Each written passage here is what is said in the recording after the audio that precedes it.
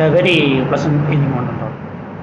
Today we are going to see the topic of how interfacing requirements for the microprocessor and microcontroller. What is the interfacing requirement? Interface is the path for communication between two components. Interfacing is of two types: memory interfacing and input-output interfacing. And what is memory interfacing? When we are executing any instruction, we need the microprocessor to access the memory for reading instruction codes and the data stored in the memory.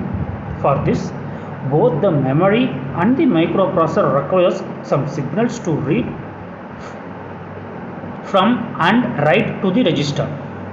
The interfacing process includes some key factors to match with the memory requirements and the microprocessor signals. The interfacing circuit therefore should be designed in such a way that it matches the memory signal requirements with the signals of the microprocessor. And I/O interfacing. There are various communication devices like the keyboard, mouse, printer, etc. So we need to interface the keyboard and other devices with the microprocessor by using some latches and buffers. This type of interfacing is called as an I/O interfacing.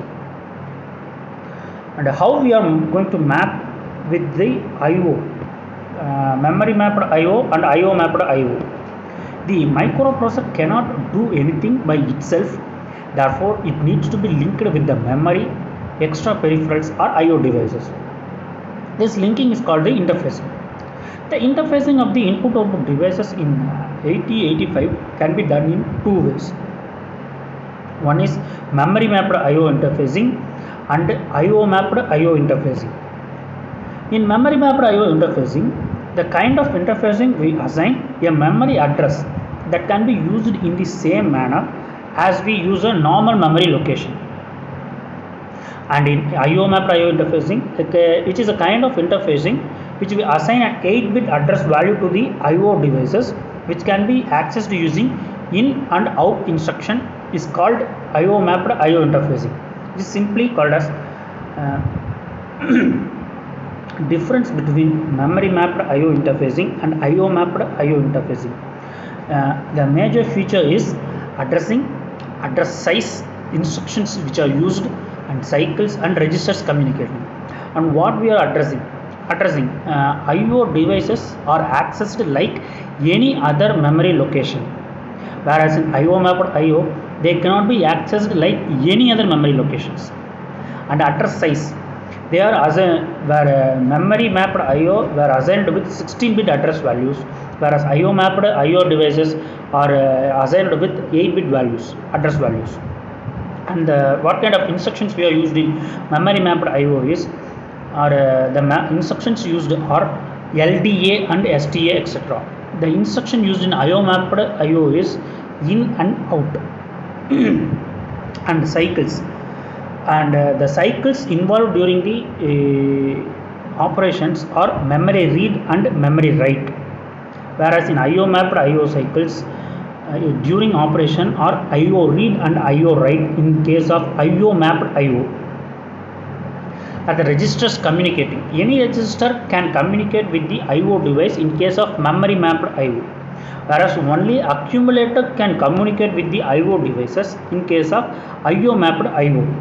Whereas and the major differences concluding are space involved.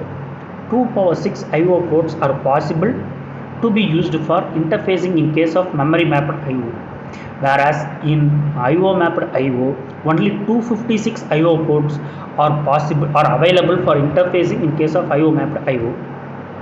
2^16 ports are involved for space involved, and 256 ports only available in I/O mapped I/O.